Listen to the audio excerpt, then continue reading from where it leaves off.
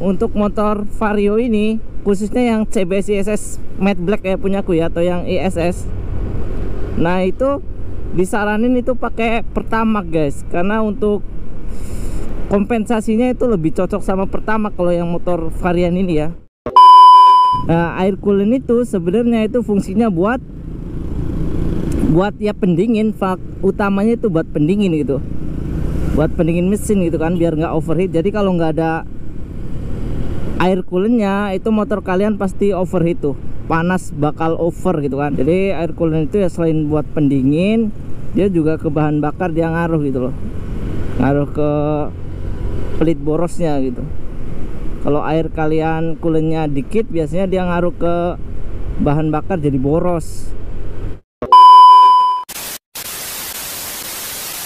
Oke guys, kali ini kita motovlogan lagi ya.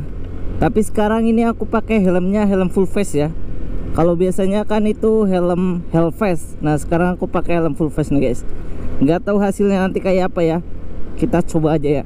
Jadi ini untuk pertama kalinya aku motovlogan pakai helm full face. Dan ini pakai motor biasa ya, New Vario terbaru 2023 CBS yang versi ini, CBS ISS hitam doff. Nah ternyata ini guys, jadi ya buat motor Vario yang ini ya, yang tipe CBS ISS ini, sama varian yang model CBS itu katanya beda guys. Jadi ada yang komentar tuh katanya kualitasnya itu lebih bagusan CBS ISS, terlepas dari fiturnya yang ISS ya. Tapi katanya untuk area di mesinnya gitu, tingkat keborosannya itu ternyata juga katanya bagusan yang ini guys, yang CBS ISS maupun CBS ISS spesial gitu.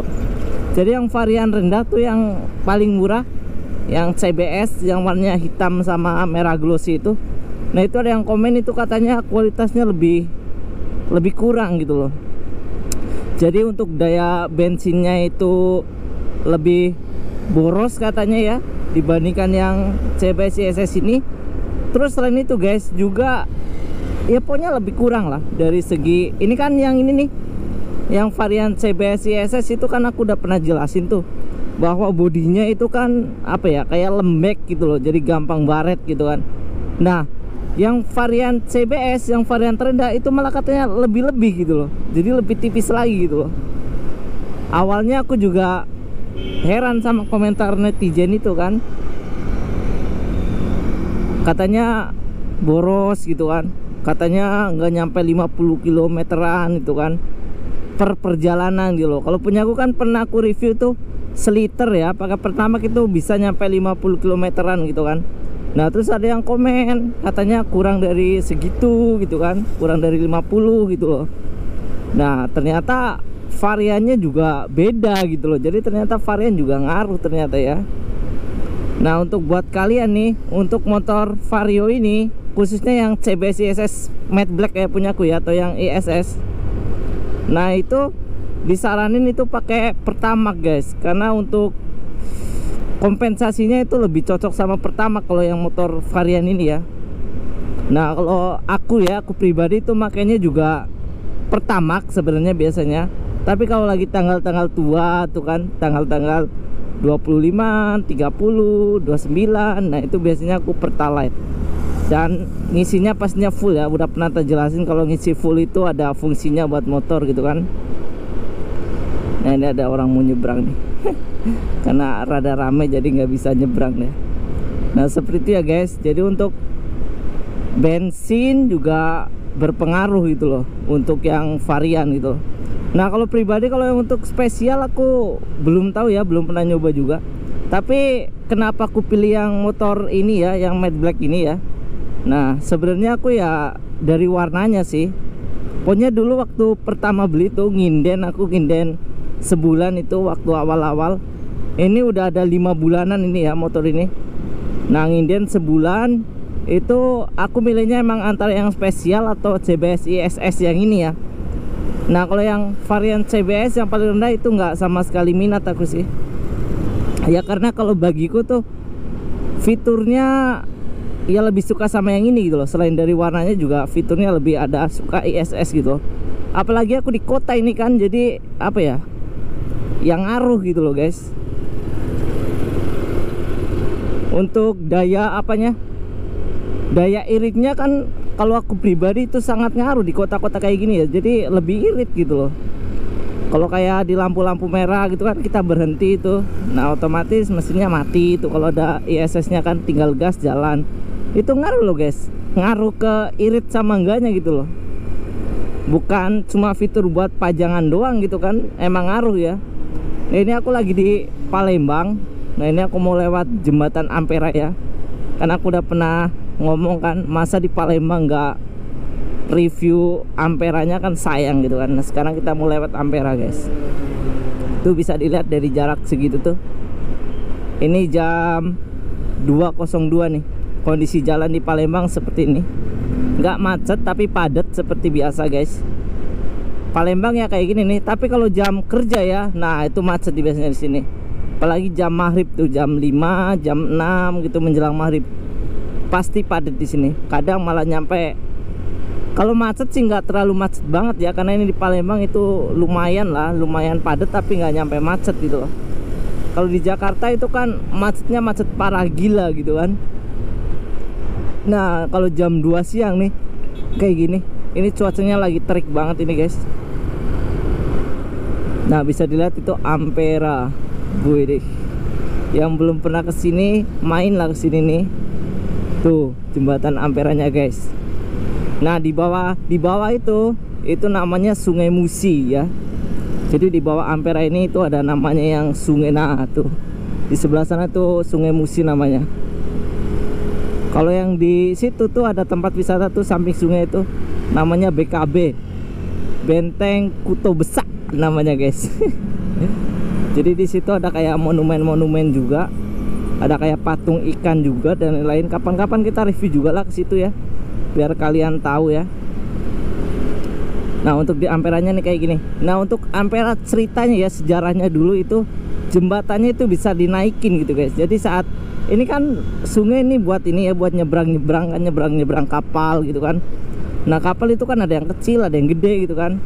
Nah kalau dulu itu kapal-kapal gede tuh yang ukurannya tinggi itu, nggak tahu ya ukurannya berapa ya maksimal, tapi dulu itu nggak ada batas maksimal minimalnya buat nyebrang di sini ya.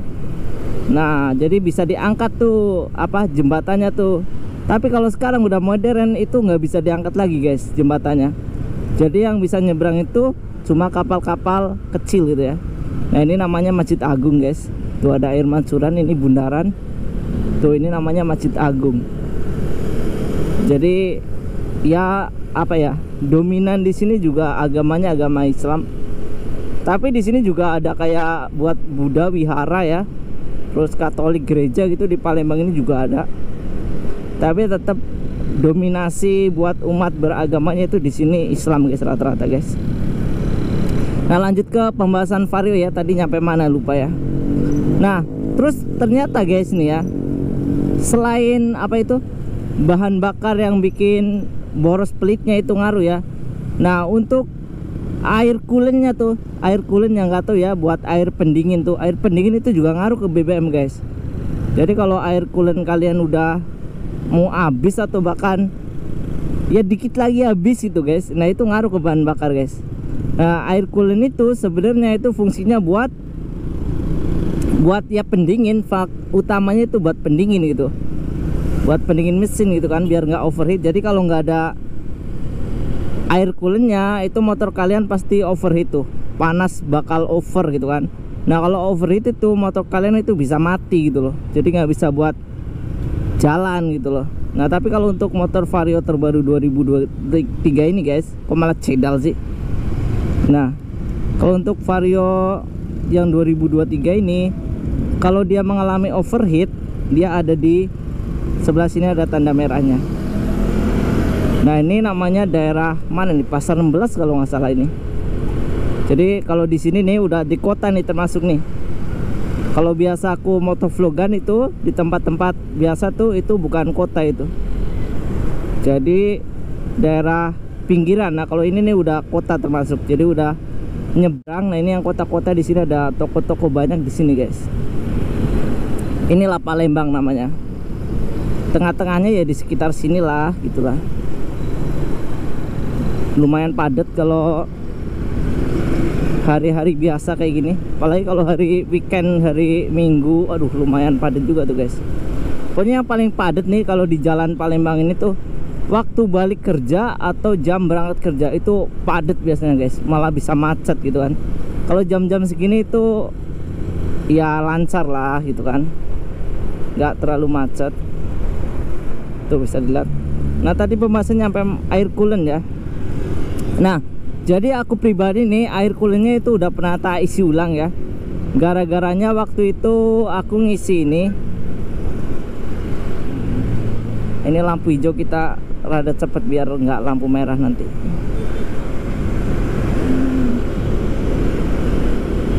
Nah nyampe mana tadi? Nyampe coolant ya. Jadi ini motor air coolantnya udah pernah tak isi ulang. Gara-garanya waktu itu ini guys. Jadi masang hager kan. Nah masang hager itu air coolantnya itu bocor, ternyata selangnya itu kurang kenceng gitu. Nah makanya air coolantnya itu ada yang jatuh, ada yang bocor gitu kan. Jadi sisa sedikit gitu kan. Nah sisa sedikit itu tak paksain lah, seadanya aja dulu. Nah tiba-tiba dia motorku ngalamin ada ini nih, apa, tanda overheat. Jadi overheatnya di sini merah tuh, sebelah sini. Nah jadi aku langsung tak isi ulang tuh. Nah buat ngisinya ya, buat kalian tuh juga ya sesuai standar lah kalau menurutku lah. Jadi di tempat air coolant itu kan ada wadahnya tuh. Nah di wadahnya itu ada garis lower sama high gitu loh. Lower sama upper kalau nggak salah bacanya. Jadi intinya bawah sama tinggi gitulah ya intinya secara bahasa Indonesianya. Nah kalau buat masang ini guys, buat masang air coolantnya itu kalau tak saranin itu di atas garis upper itu berapa mili lah, jadi dilebihin gitu loh. Jadi jangan terlalu tinggi juga, ada efeknya itu sebenarnya kalau ini. Jadi proses pendinginnya itu nggak terlalu bagus kalau air coolantnya itu ketinggian gitu loh. Jadi ada takarannya gitu ya. Seperti itu guys buat air coolantnya. Jadi air coolant itu ya selain buat pendingin, dia juga ke bahan bakar dia ngaruh gitu loh. Ngaruh ke pelit borosnya gitu. Kalau air kalian coolantnya dikit, biasanya dia ngaruh ke bahan bakar jadi boros. Jadi cepet habis tuh buat kalian. Oh, kayak gitu aja ya buat pembahasan kali ini. Semoga dapat membantu. Thank you.